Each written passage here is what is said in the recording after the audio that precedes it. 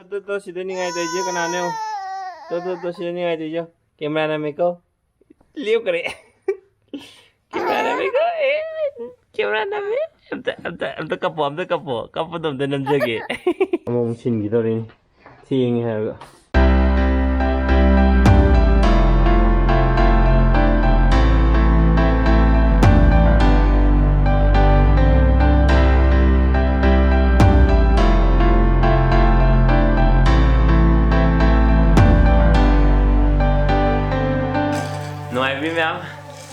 ngasi video sigi last part number video ne ado ngasi video sida me makhan me am yaure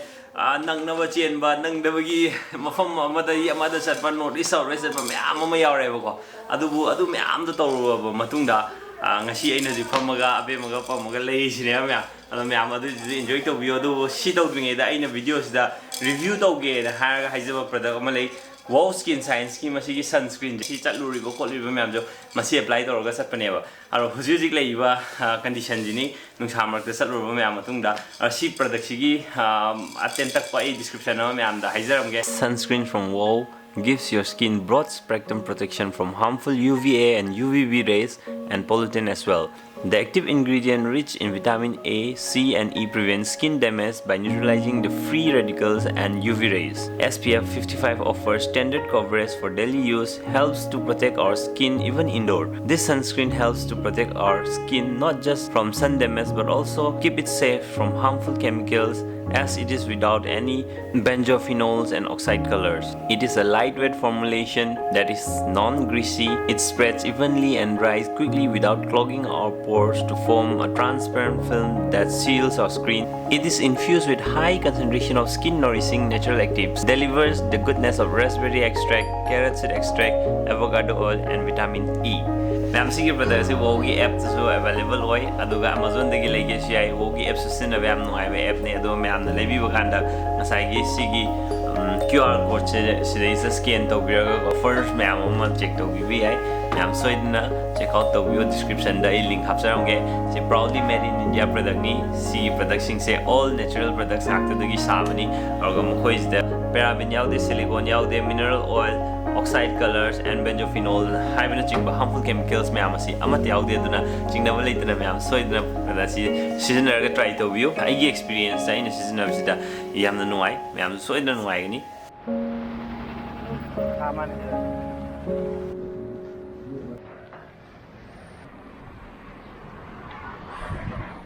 पापाना इचाते भी मांग गए काय चखरे न थी बा और नंगना निनी का दे ले लेम बा इश ले मुको दे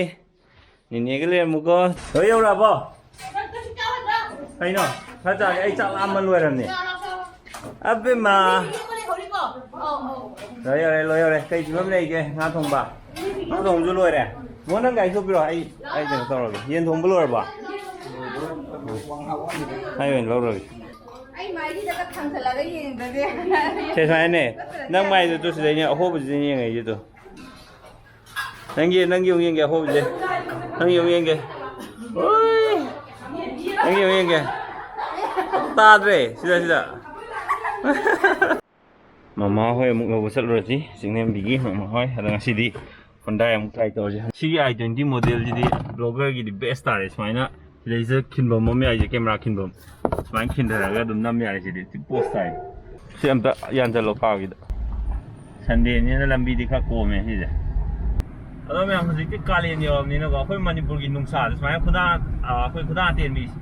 se la ga gari thau bo ro bike thau bo ro car thor ka na ju som sai che si di nungsa da dum khoi expose to ba asi ji akhoi manipur gi nungsa jam na ka san me ne ba ten yam to ne ba और दगी नाथोक नबा आई प्रदा म ma'am दा share ma'am दे प्रदा म खक share तो जरम हां बा फजरे मजा ना फजरे टेस्ट हो गए ए Chatlam में अमु वो तो अमु मदाव है ने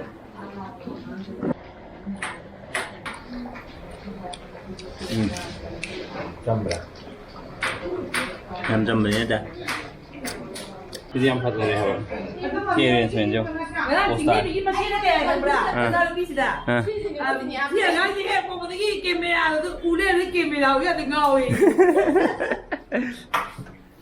Saja lame.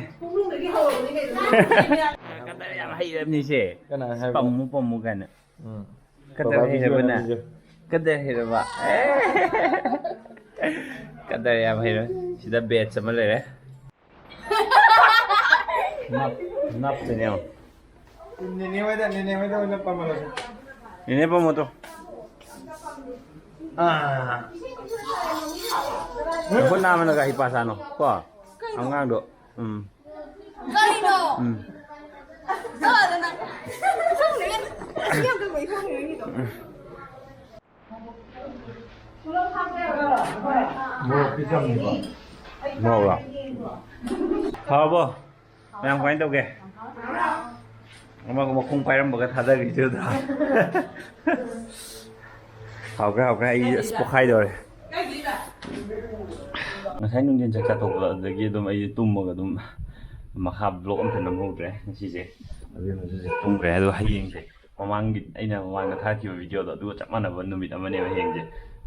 Luhong ba ma chako ba ma Heijingpot ama.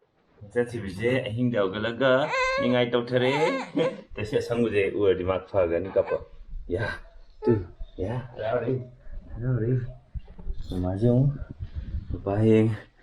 event me am che pagi mana ji kebi jung thank you mama ko ma thank you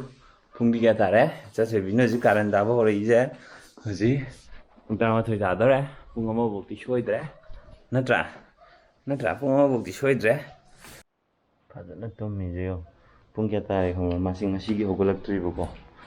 so pumipan makai tayo ngang di ahing chupa do may na habdo pung ama bodo mana tumaro ay habdo hal pung ani bok tum deo ngang di first thing masigi first ay ahamba taxi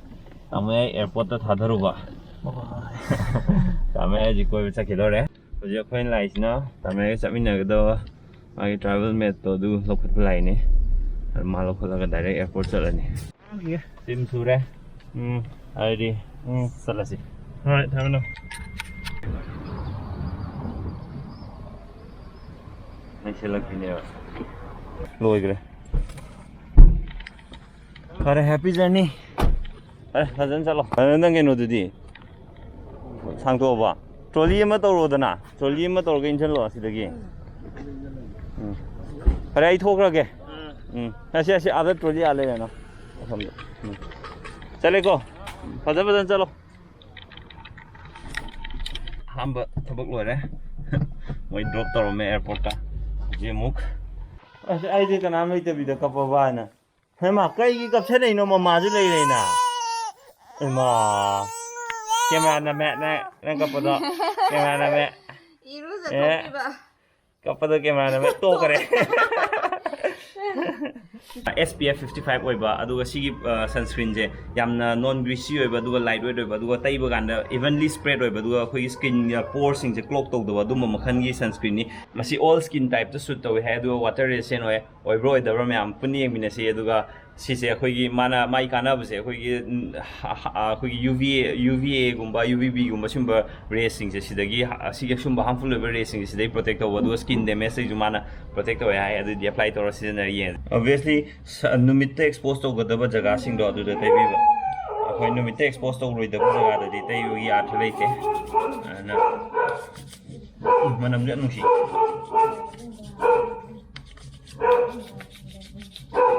ai gi soi ka ri sing je ai ngarang ai na test to bugi thona hai da ra frit half side le tholu do adu gi ne ba matte finish oiba hai go de dum oire khara matte finish oiba dum di oire deisda adum hek tai bida dum ure si se mangan dum nungsa da thokring e da mapsi yam khongi nungsa thokring e da 15 minute mamang da tai ga da aduga si se aina nungsa da dum leini ha ga di 2 hours khuding gi am tension bi ga da boga asi first impression ha ga di non greasy oiba non sticky oiba ha ba do non greasy oi non sticky oi tai ra matung da ko aruga yam thina tai ba nuai manam nusi si di first impression di yam thina nuai agi mai kutum du khuchao om to re ba ji mai phiron ge tha chahi ani chahi ohum gi phiron lak tane ma si ri ji tha taret kak su dangai si bu yo ni so gi ko de nang jo na Heijingpot cha pai do ran lo sel le am han ko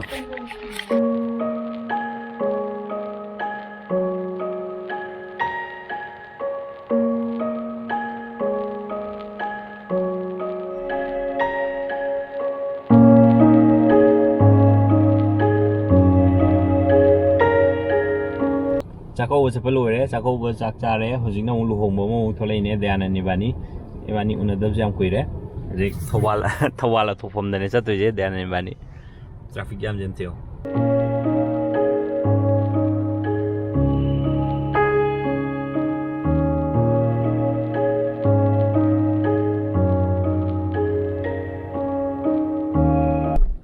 Impaldagi thawal boki lambi je hojik boki oinadi yam nungaiba film dadi oidre du khar legadi moina thari film je di yam tin nungaiba lambi amdi oiraktore lambi je khutha ne haba thawri je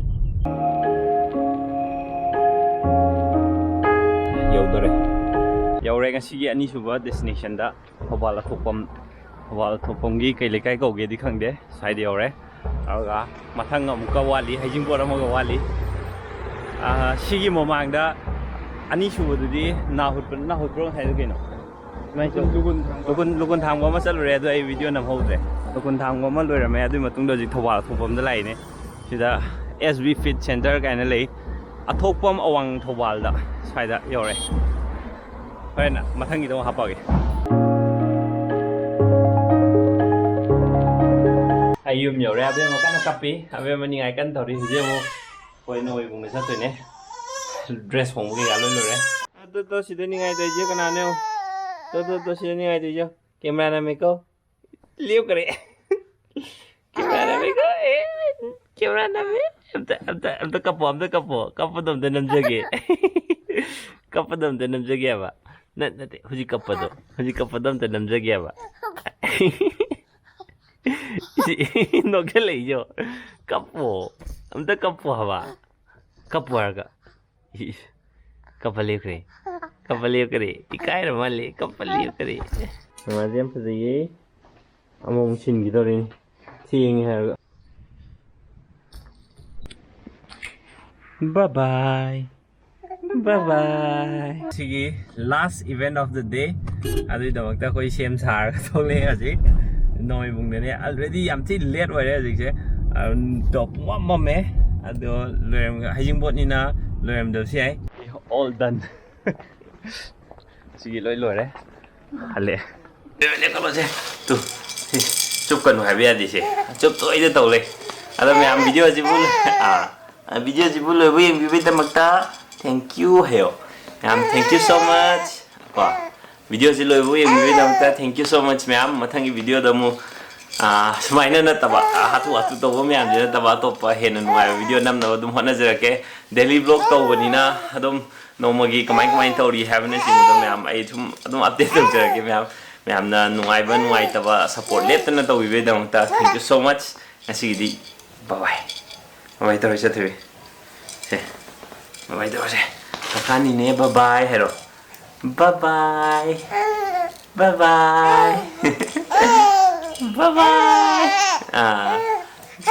ma ta se ko je ma ta ka thang ga la to do ma kha nan te mai na se bye bye hen to ta sa ma ta thang ga la to ba ma ta ka